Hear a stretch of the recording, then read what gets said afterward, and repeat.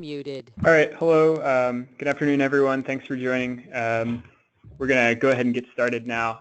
Thanks for waiting. It looks like we've got all of the attendees in the meeting now.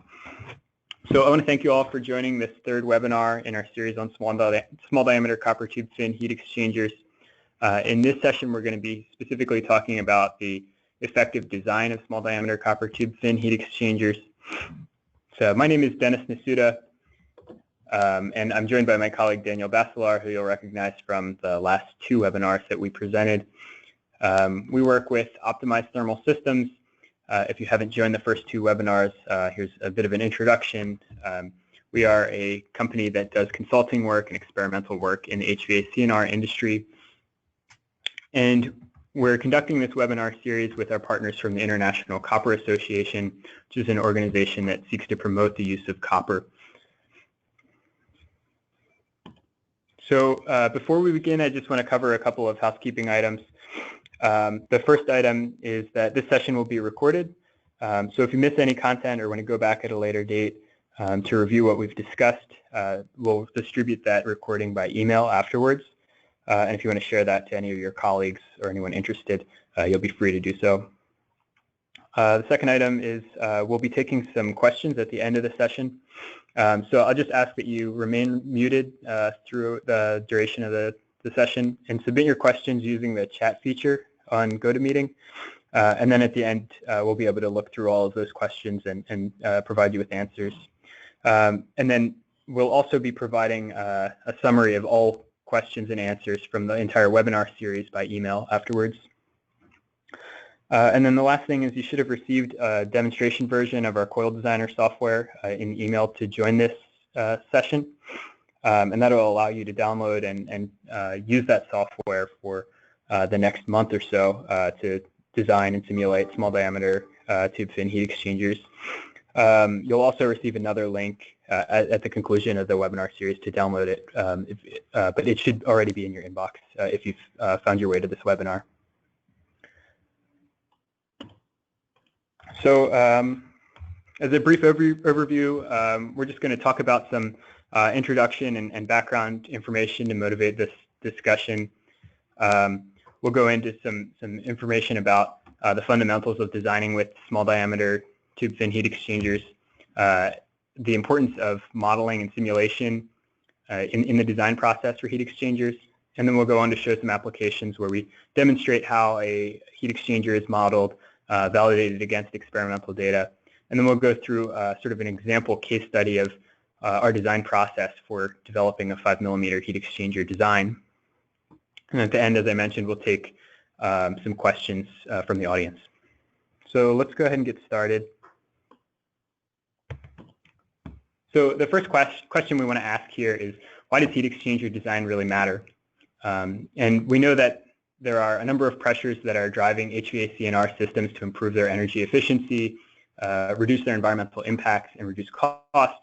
We know that heat exchangers are really fundamental components in these systems, and as such, they allow us to effect change in each of these categories by improving the design of the heat exchangers. And as we learned from our first webinar, we've seen evidence that the small diameter tube fin heat exchanger in particular has the ability to improve energy efficiency of the heat exchanger and therefore the entire vapor compression cycle, and has the ability to reduce the internal volume, which can help us to reduce charge and reduce our environmental impacts, and the reduced material consumption can lead to cost savings. So I want to begin by talking about how we design heat exchangers. Conventionally, there's a lot of trial and error in the industry. We typically have situations where we may have an existing design of a heat exchanger that is successful and meets our requirements, but we have a new task where we need to develop a different product that may have some different percentage of heat load of that original design, for example, or we may have a need to reduce cost of an existing design. And based on our knowledge and experience, we can do some guesswork and come up with an initial design, build a prototype and test it, and then really determine whether or not that prototype meets our requirements. If so, then we can produce that design, but if not, we need to redesign the heat exchanger and go back to the drawing board with a new new concept that has to be tested again. And this process works well when we have a good understanding of heat exchanger geometries, if we're always working with the same surfaces and same materials. But when we want to explore a heat exchanger with a new tube diameter or new fin surface, we may not have the knowledge or the experience on in order to know what to expect in terms of the performance of that heat exchanger. So that's going to lead us to needing to do excessive iteration. And of course, there are hand calculations that can be performed. We can use Excel. We can use different rules of thumb that may exist in the industry to give us a little bit of information about a heat exchanger design before we go and prototype it. And that may give us knowledge of roughly how many tubes or roughly how much surface area might be required to do a certain job. But ultimately, we're led to the same situation where these tools can be may not be as accurate as we desire when we go into the testing phase.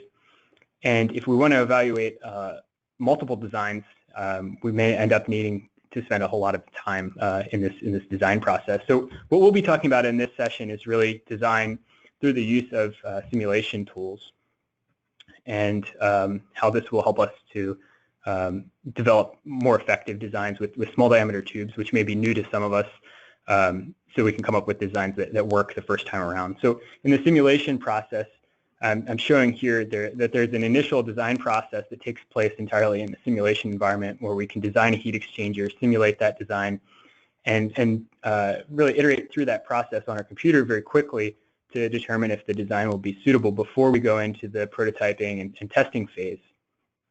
And this allows us to save a lot of time from a lot of lab time, and it allows us to explore a much larger design space. So, when we look at this simulation process, we're able to parameterize the heat exchanger and run larger numbers of simulations, and we're also able to automate that whole process by using optimization tools to come up with the preferred design before we get into the testing phase. And when we have accurate design tools that we can trust and give us reliable results, that means we need to do less iteration when we go to the lab, and more often than not, we come up with a design that is going to be suitable the first time around without having to build multiple prototypes. So this is really the focus of what we want to talk about today, is leveraging the simulation tools that are available in order to help us in the design process when we move to smaller diameter tube fin heat exchangers. So there's a bit more motivation. I want to ask the question of how many ways are there for us to design a tube fin heat exchanger? So this is just a very simple example, but we could think of at least 6 different tube diameters ranging from 5 millimeters up to 1/2 inch. We could think of 6 different fin types. That might be flat fins, wavy fins, slit fins, other enhancements, and we can certainly imagine more. There are continuous variables where there really could be infinitely many options to us, such as tube length, fin density. We could pick really any value, but we can imagine at least 10 different fin densities, tube lengths, 10 different pitches between the tubes in each direction. We could come up with a number of different circuitry configurations, but this is going to already produce something like 3.6 million designs. So it's a really comprehensive design space, and we've really come up with a kind of coarse assessment of all of our, coarse parameterization of all our variables here. And just to kind of put some visualization to that, this is about 50 to 60,000 designs plotted in terms of their material cost on the x-axis and air pressure drop on the y-axis. And you can see these designs vary by an order of magnitude in terms of cost, 2 orders of magnitude in terms of airside pressure drop. So when we talk about design here, we really want to focus on all of the mechanisms by which we can explore this design space for heat exchangers without having to spend all of our time evaluating concepts that are not going to be suitable for our application, and really focus in on the best designs. So I want to move this into the direction of how this applies to small diameter tubes. As we've mentioned, the use of simulation tools is really fundamental in doing design work in modern times. If we want to evaluate these kind of heat exchangers, we want to use software to model them before we go and construct them. So this existence of accurate modeling tools is really kind of the foundation of what's going to allow us to do this design work. We need to be able to simulate a heat exchanger accurately with these 5 millimeter tubes and know that the results we're getting on the computer are going to match with what we see in the lab. Otherwise, there's limited value in doing this kind of modeling. So we need to have accurate tools to predict the performance before we can get started and actually do the design work. As we discussed in our first webinar, we learned that the airside pressure drop is an important consideration in small diameter tube fin heat exchangers. If we compare a large diameter tube to a small diameter tube at the same velocity, we see that the friction factor is greater in the small diameter tube heat exchanger. And that's kind of visualized here by this larger boundary layer proportionally along the surface of this tube, the small diameter tube. So it's one of the most important considerations we need to keep in mind when we're designing a 5mm or smaller heat exchanger, is that we need to configure the tubes and the fins in a manner that allows us to maintain an acceptable level of airside pressure drop. And we also covered in the first webinar that as we go down to smaller diameters, not only does the cross-sectional area decrease, going from a large diameter to small diameter tube for the refrigerant flow, but also that even at the same mass flux, the refrigerant pressure drop can increase going from large diameter to small diameter tubes. So if we're going to configure a heat exchanger with small diameters, we need to be intelligent about how we pick the circuitry configuration and the number of tubes, so we don't have excessive refrigerant pressure drop that can lead to performance degradation. And then the last three small diameter design considerations I want to cover are refrigerant selection. We may be designing a system that has a particular refrigerant that has limitations on the amount of charge that can be implemented, or the amount of charge that can be included. And when we're going to decide the tube diameter or the type of heat exchanger that's used in our system, we want to keep that in mind, because we know that small diameter tubes can have significant reductions in internal volume, and that may enable us to implement refrigerants that are flammable or mildly flammable, and still maintain safe levels of refrigerant charge. We also want to keep in mind the material cost, which may be reduced when we move to small diameter tubes, which have smaller tube wall thicknesses. And we need to keep in mind all the manufacturing constraints of small diameter tube fin heat exchangers when designing them. And really what I mean there is that we need to develop heat exchanger designs that are based on fin sheets that can be manufactured or are currently manufactured. We need to keep in mind that there are limitations on the bend radii for hairpins and U-bends, and that there are limitations for the minimum and maximum spacing between fins. So all of these need to be factored in when we come up with a heat exchanger design. And these constraints may be new to us if we haven't designed with 5mm tubes before. So moving into the modeling aspect, I just want to cover very basic fundamentals of heat exchanger modeling here. Here on the right side, I have a simple visualization of a heat exchanger. And when we want to model a heat exchanger like this, it's quite typical for simulation tools to break this type of heat exchanger up into a number of segments. So we may take this entire bulk heat exchanger and apply a grid to it, and we can break this heat exchanger into a number of small segments. And then inside of each of those segments, we have tubes and fins, and we can solve the mass and energy balances inside of those individual segments to calculate the outlet state of refrigerant and the outlet state of air for each segment, and iterate that process all the way through the heat exchanger to get the result. And we'll demonstrate this in practice in a moment. But what I want to highlight here is that the fundamentally important thing here in designing, in modeling a heat exchanger, is that we're able to predict the performance on the air side and the refrigerant side, inside and or outside and inside of those tubes accurately. So we need to be able to predict the heat transfer coefficient. We need to be able to predict the pressure drop. We do that with the use of correlations. So it's important that when we look at small diameter tubes as opposed to larger diameter tubes, that we're picking correlations that are acceptable for this tube diameter range. So at this point, I'm going to give a brief demonstration of how we would model a heat exchanger using Coil Designer. We could apply to other modeling softwares as well. But what I want to highlight here is the differences in how we would model a 5mm heat exchanger as opposed to a larger diameter heat exchanger, and provide a few recommendations in terms of the selection of correlations that will lead us to successful simulation.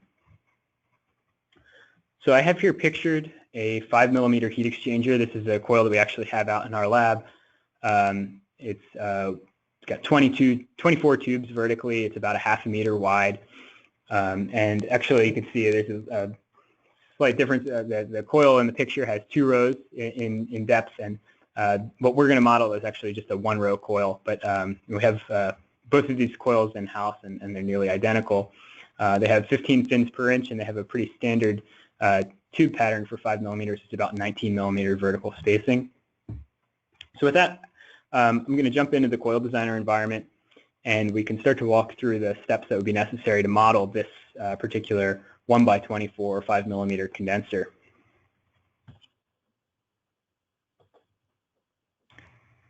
So I have Coil Designer loaded up on my screen at this point, and I'm going to create a new heat exchanger. And that heat exchanger is going to, of course, be a tube and fin heat exchanger. And as you saw in the diagram previously, where we divide that heat exchanger into a number of segments, we're going to select that we are going to use 10 segments. So we're going to divide each tube into 10 segments. The next step is to enter information about our tubes. As I mentioned, this heat exchanger has 24 tubes, which we call tubes per bank in the transverse direction, and 1 tube bank in the airflow direction. The tube length is, as I mentioned, about ½ meter long, and the tube diameter is 5mm. So I can enter all of this information about the actual tube geometry into the software, as well as the spacing between tubes, which is that standard, more or less standard pattern with a 19mm vertical spacing between tubes, 16.5mm horizontal spacing. And this heat exchanger that we're actually talking about is, it also includes internally enhanced or microgroove tubes. So we can put in the geometry information for those tubes as well. So you can see here a graphic of what the inside of a rifled or microgroove tube might look like. And we can enter the geometry details for all of these features.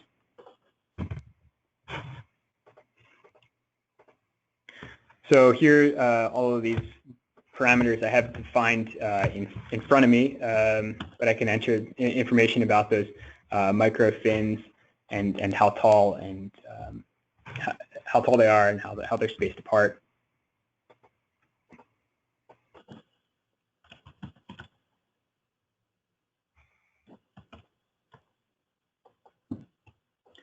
And here I'm specifying that there's 40 microfins inside of that tube. The next step, once the tubes are defined, I'll enter the information about the fins.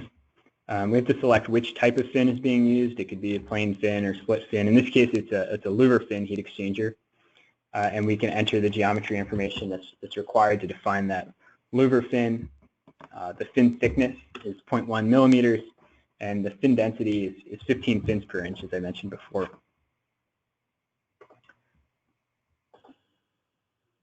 So the next step is to enter the working fluid or the refrigerant that's used in the heat exchanger. We tested this coil with a number of different fluids, but for now I'm going to focus on a test using R410A as the refrigerant. And the external fluid is just air, moist air. So the final step in configuring this heat exchanger is this most important step of defining the correlations that will predict its performance. So I want to spend some time here to walk through the selection of correlations we would use for this 5mm coil, how they might differ from what we would see in a larger diameter coil. So as we covered before in the first webinar, the airside performance, airside heat transfer is really fundamental in predicting overall heat transfer performance. It's definitely the dominant resistance in most cases. So it's crucial that we get the airside heat transfer coefficient accurately predicted. So we need to predict airside heat transfer coefficient for a louver fin, which is what we selected. So we need to select correlations for a louver fin. And we can see that there are several correlations available in the literature. The traditional correlation from Chang and Wang, which was developed in the early 2000s, was actually developed for larger diameter tubes, around 6 or 7 millimeters and larger, but was never experimentally validated for small diameter tube fin heat exchangers, like in this 5 millimeter diameter range. So instead, we're going to implement this newer correlation from Sarpadar, which is a CFD-based correlation and was developed for smaller diameter tubes from 3 millimeters to 5 millimeters in outer diameter. And it was evaluated experimentally as well at OTS. And you can see throughout the interface now that we've implemented new correlations for this small diameter tube range, not only for this louver fin that we're focused on today, but also for plane fins, for wavy fins, slit fins, and for bare tubes. So we've added this capability into the interface. These correlations are available in the public literature, and these are really the key tool to being able to predict the airside heat transfer and the airside pressure drop for the 5 millimeter coil we're going to focus on today. So I'll select that correlation for airside heat transfer, as well as the same author's correlation for airside pressure drop. The next thing we need to do is define the heat transfer and pressure drop correlations inside of the tubes. And because we entered that microfin geometry, we're going to select a correlation that's appropriate for microfin tubes for the heat transfer coefficient and for the pressure drop for both single phases of the fluid, so the liquid phase and the vapor phase.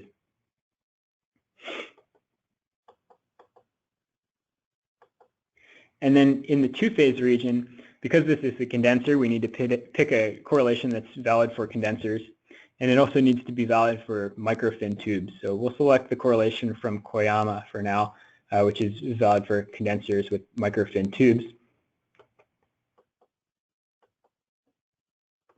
And with that, we're able to view the geometry of the heat exchanger we just created. On the right side, these are the tubes as if they were going into the screen. There are 24 of them.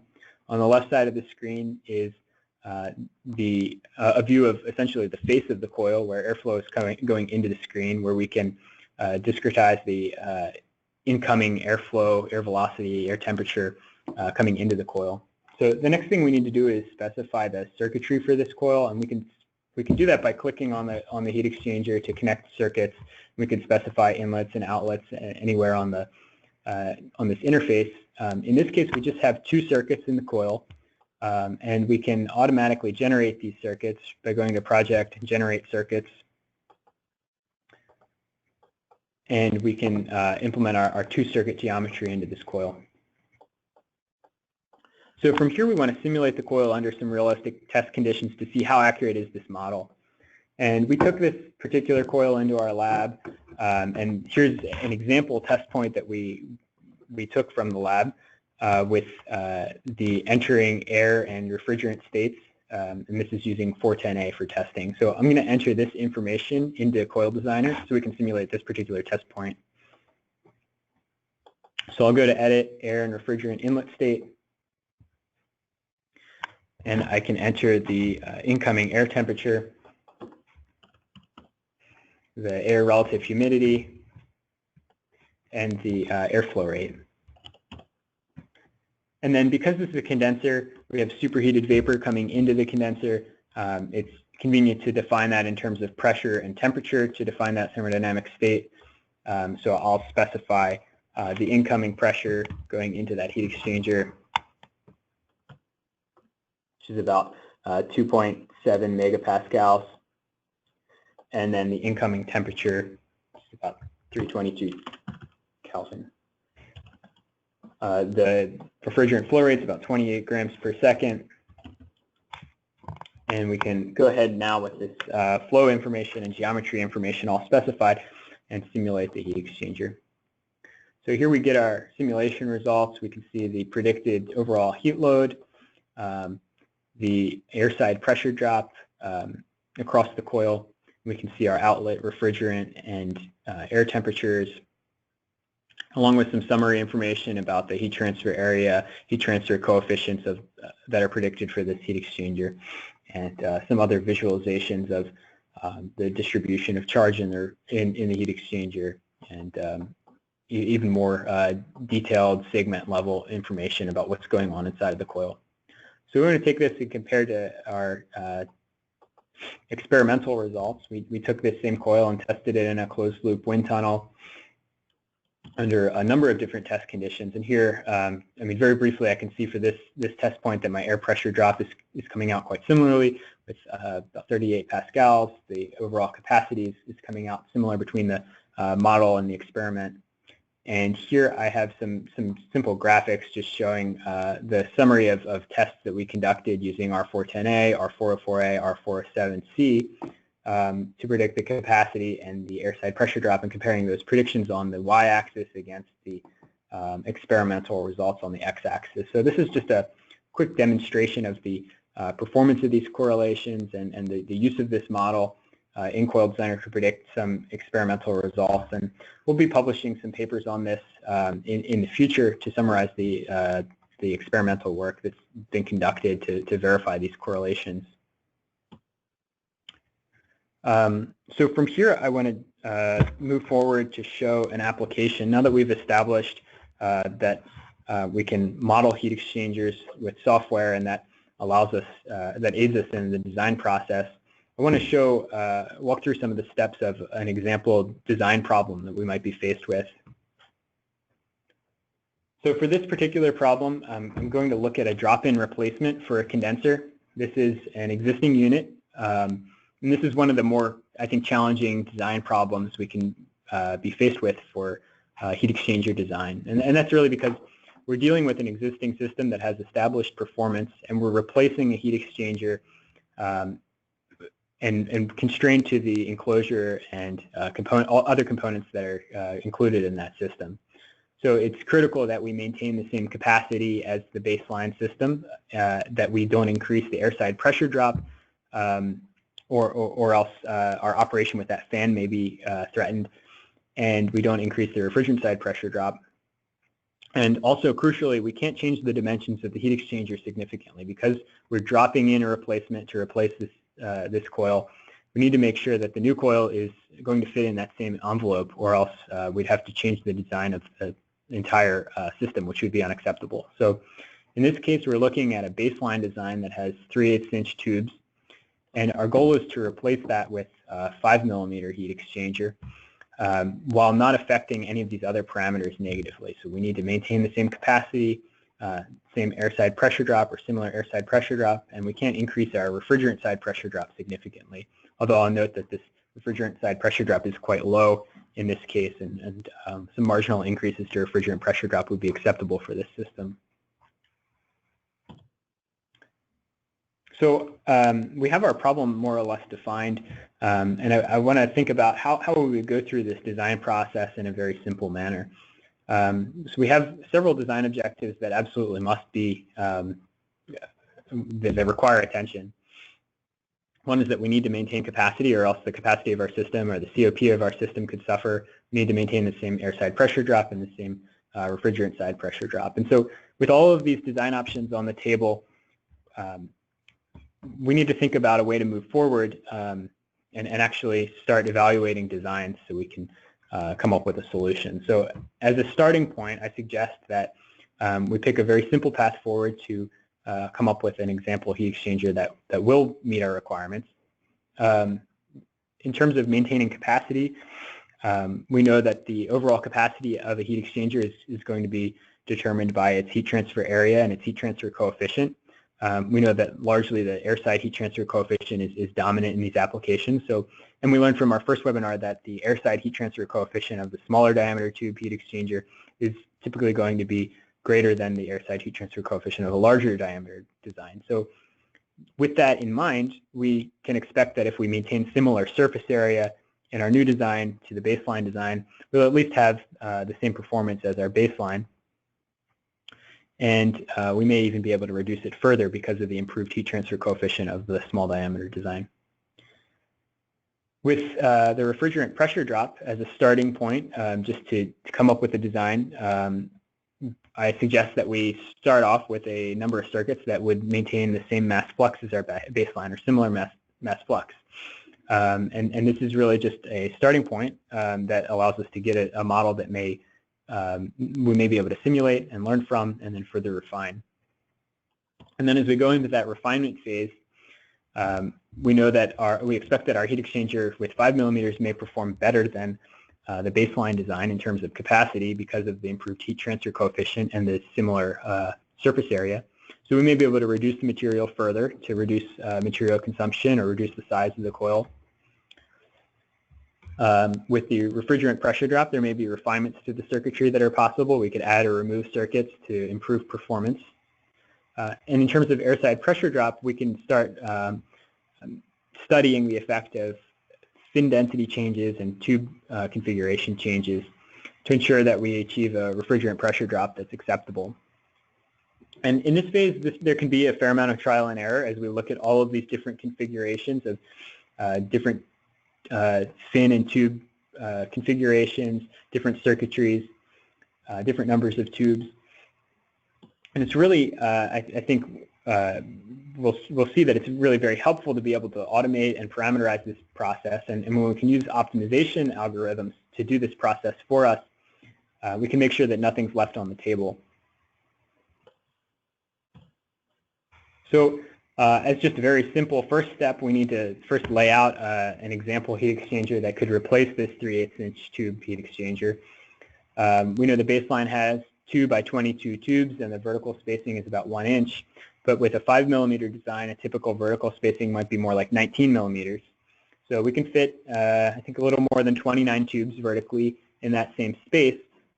We'll select 28 tubes because that gives us an even number, which is helpful for circuiting.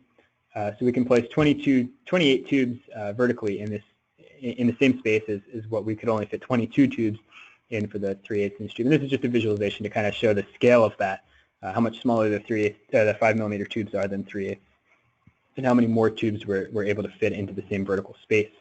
And the next item we need to consider, as I mentioned before, is maintaining the surface area of the baseline design. So using Coil Designer, I was able to model and simulate the baseline heat exchanger. And I find from that calculation that there's almost 23 meters squared of surface area on the baseline coil. So if we had a 2 by 28 row 5 millimeter design, that actually requires to have 24 fins per inch to match the same surface area as the baseline. And we can see that visually, that when we look at the 5 millimeter design, because of that smaller vertical and horizontal pitch, the fin sheet of a 2-row 5 millimeter design is much smaller than the fin sheet of a 2-row 3/8-inch design. So if we're going to achieve the same surface area, it makes sense that we need more fin sheets or a tighter fin density in order to reach that higher surface area. But we can also imagine a 3-row design with 5 millimeter tubes where we have 3 rows in the airflow direction. And because that gives us more depth in the airflow direction, we're able to achieve the same surface area as the baseline with just 16 fins per inch. So both of these are viable options that we can consider that would give us roughly the surface area that we're looking for and fit within the enclosure that we're focused on. So moving forward, we need to look at the circuiting. Now our baseline design has just 2 circuits. Under some typical operating conditions, the mass flux is about 167 kilograms per meter squared second. And we can see visually, if we just look at the cross-sectional area of the 3/8-inch tube compared to the 5 millimeter tube, the flow area of the 5 millimeter tube requires that we have close to 3 3/4 5 millimeter tubes for every 3/8-inch tube to match the same refrigerant flow area. So when we look at a number of circuits that would match our mass flux of the baseline, it works out that around 7 circuits gives us a similar mass flux to what we see in the baseline. And you can see the mass flux is a little bit higher. We also know that the smaller diameter tubes may have higher pressure drop even at the same mass flux. So this 7-circuit design would be expected to have a little bit higher pressure drop, but should be comparable and should be a good starting point because 7 circuits divides very well in our 28 tube configuration. So with this in mind, we have a starting point for heat exchangers, and I went ahead and put these into Coil Designer to simulate them.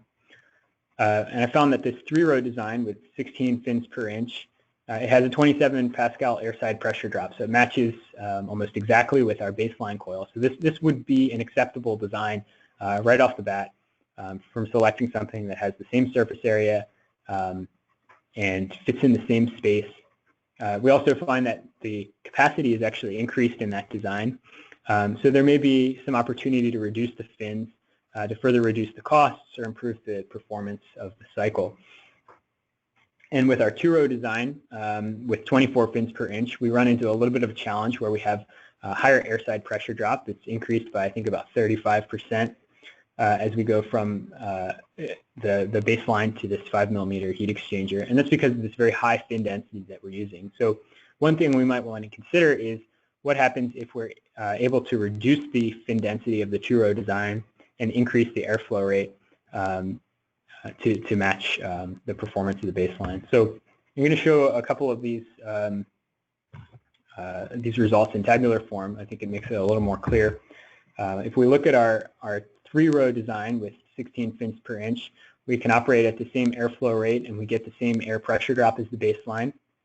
Our capacity is increased by 2%, which is helpful, but our refrigerant side pressure drop is increased by 40%. Now, in this application, I think this is an acceptable increase in pressure drop. It doesn't degrade the COP of a cycle using the heat exchanger significantly, and that's because the refrigerant side pressure drop of the baseline is very low, so we're still looking at about 10 kilopascals of pressure drop.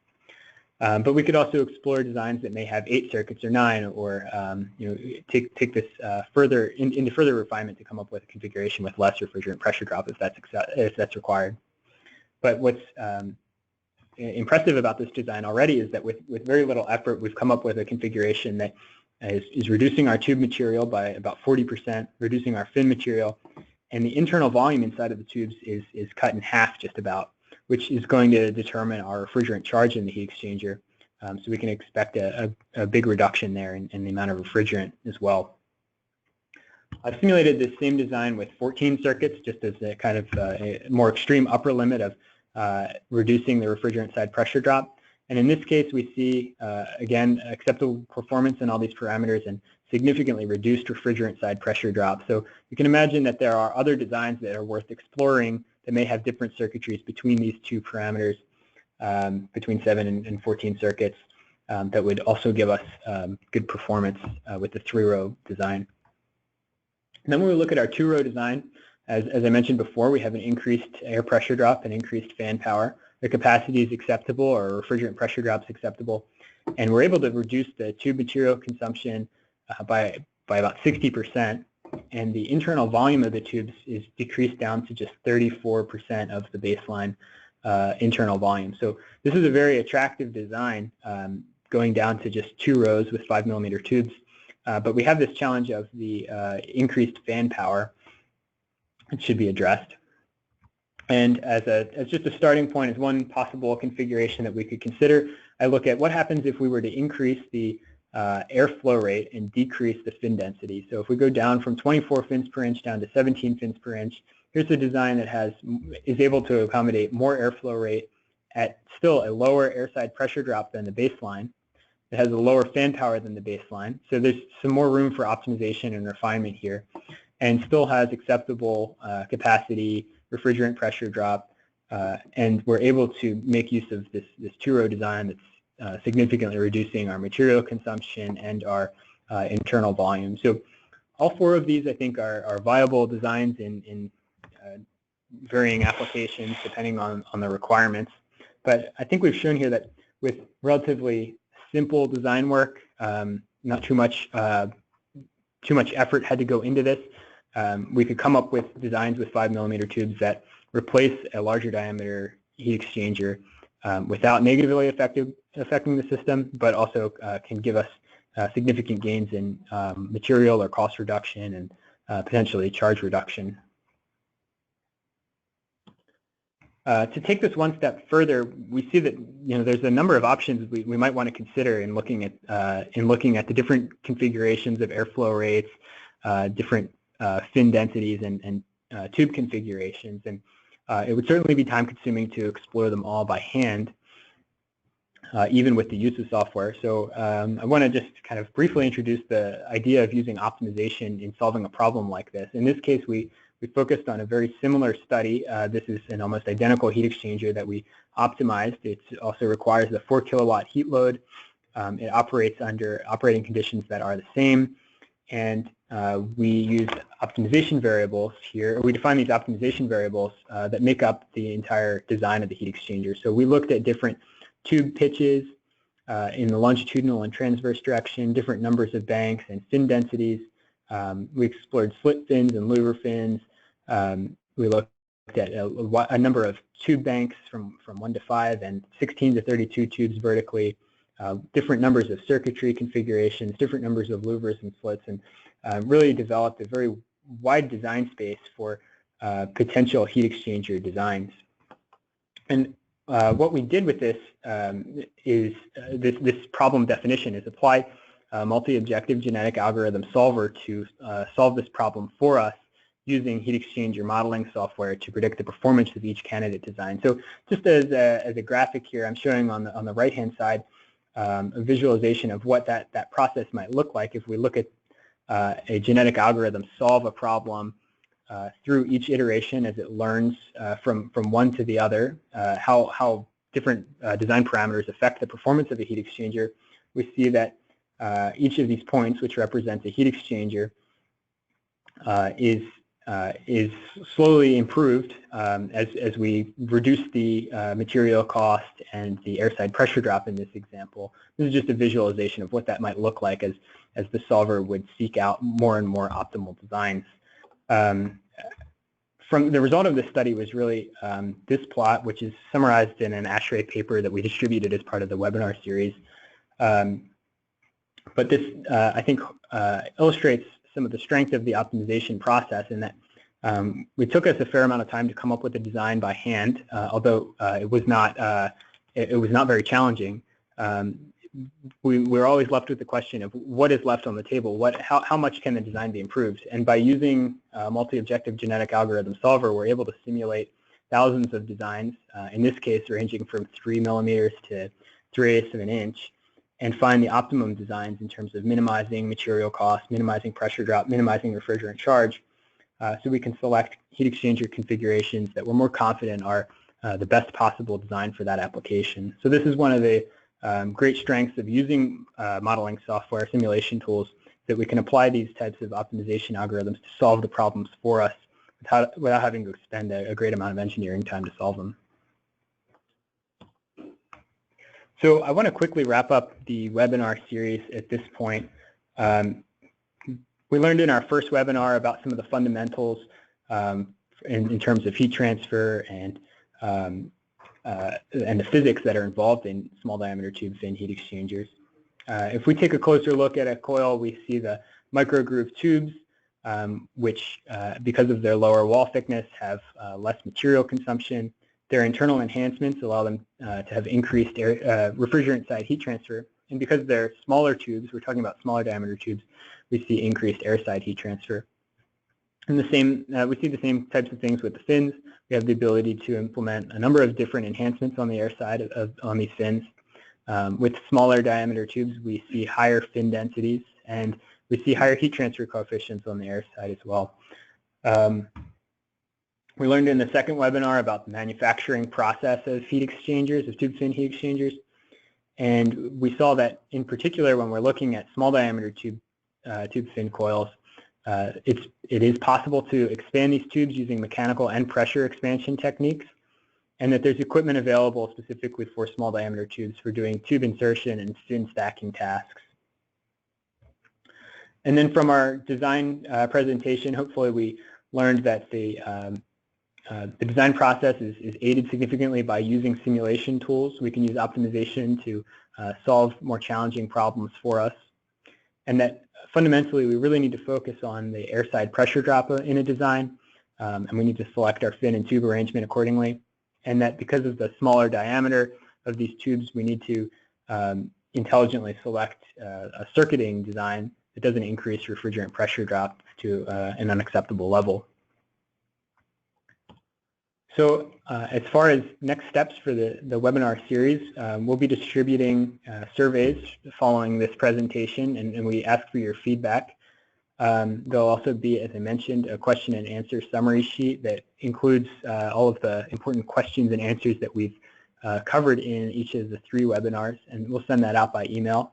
We hope you'll take the time to download a copy of the Coil Designer demonstration version, and you can use that for evaluating 5mm heat exchanger designs on your own. And if you're interested in receiving a sample 5mm heat exchanger, we just ask that you complete the surveys for all 3 webinars. If you weren't able to attend the first 2 webinars, we ask that you review those videos and based on what you learned from those videos, fill out those first 2 surveys and provide us with your contact information, and we'll be in touch to provide a sample heat exchanger to you. So at this point, we'll take some time for questions and answers. I'll just pause for a moment and review the questions that we've received. And again, if you have questions, feel free to submit those using the chat feature in the GoToMeeting interface.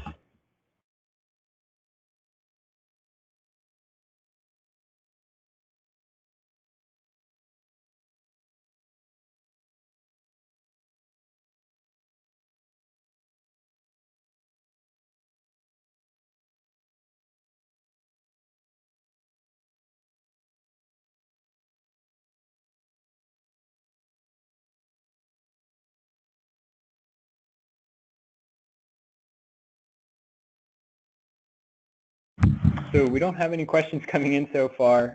We'll stay on the line for a bit and definitely encourage you to submit your questions as they come up.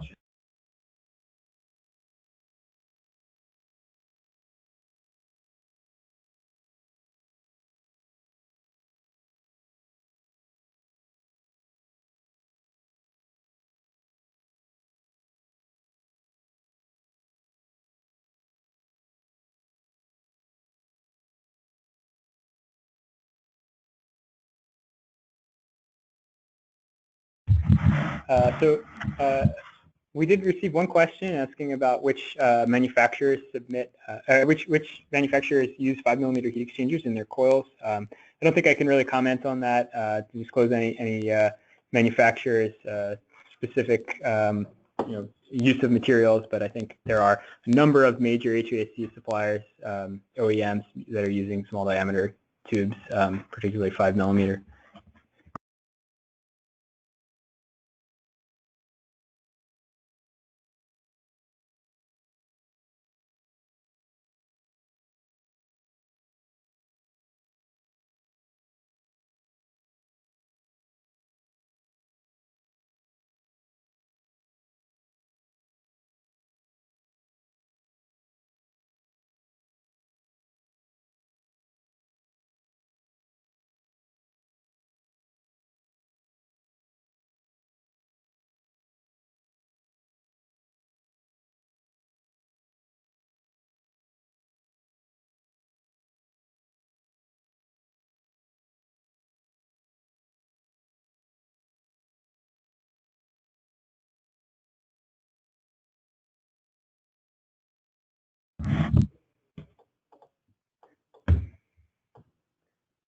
So there was one question about entering refrigerant side conditions in Coil Designer.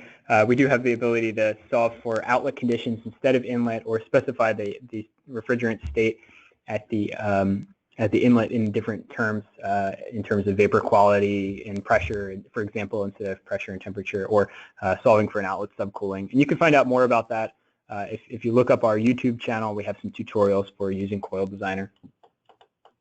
There's another question about bimetal corrosion between copper tubes and aluminum fins. I'll admit to you that I'm not the materials expert here, but these types of coils are implemented in a number of heat exchangers worldwide, and that challenge has been overcome by a number of manufacturers. I believe that type of corrosion is not a significant challenge or a game-changing challenge for these types of heat exchangers. There was another question about tube sizes less than 5 millimeters And there are certainly manufacturers out there exploring smaller diameter tube fin heat exchangers with 4 millimeters and 3 millimeters. And we have shown in simulation studies that these types of these diameters do continue to increase performance of a coil, so that there's definitely a good deal of performance potential still available in reduced diameter tube fin heat exchangers, as well as continuing to reduce the diameter even further and looking at sub-millimeter heat exchangers without fins have the potential to improve performance as well. So this trend of improved performance with reducing diameters is consistent and extends beyond 5 millimeters.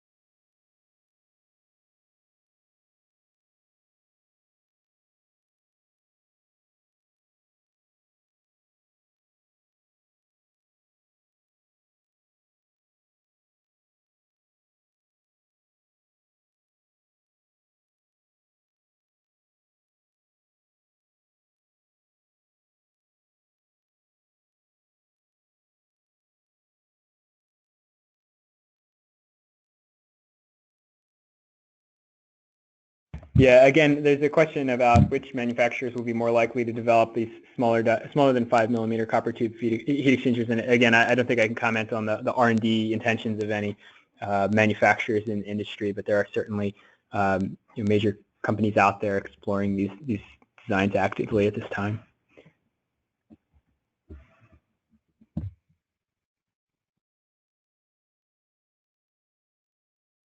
And in fact, I think I could say that there are manufacturers in the world that are producing 4 millimeters already at this time.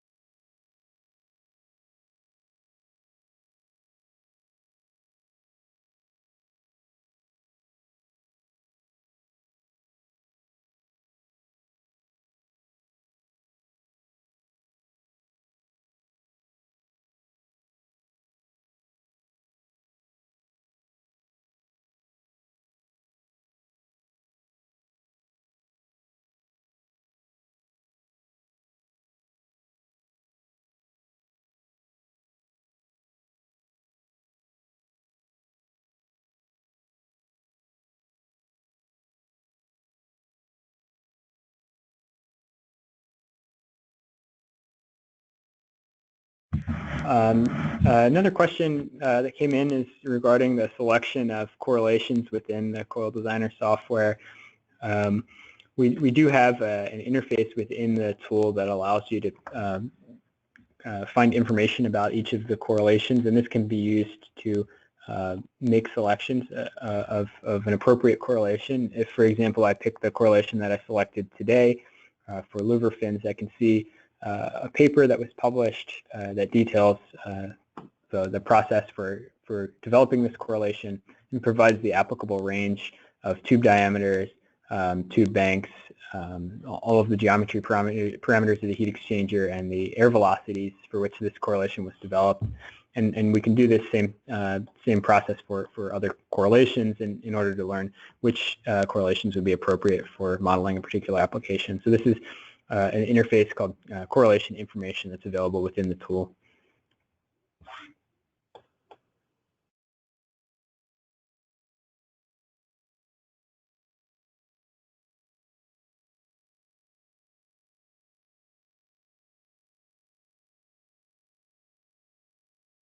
One more question asks, with all other air conditioning components the same, what is the difference in efficiency between 7, 5, 4 millimeter tubing?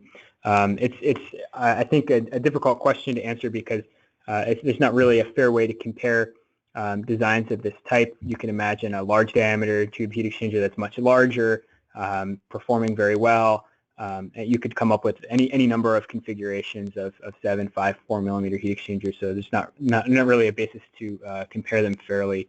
But we have shown that there are significant improvements in terms of heat transfer as we go down in smaller diameters. So we could look at, on the basis of comparable volume, comparable heat transfer area, we can certainly see improvements from one diameter to the next. But it's a little more difficult of a problem to really quantify that into a single number of how much each diameter performs compared to the other.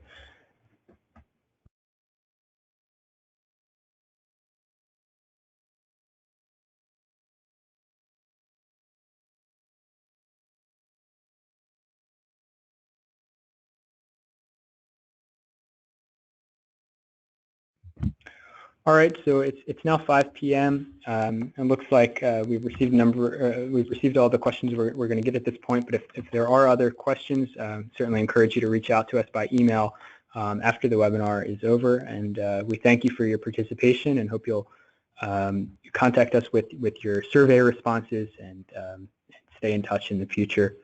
So thank you all. Have a good afternoon.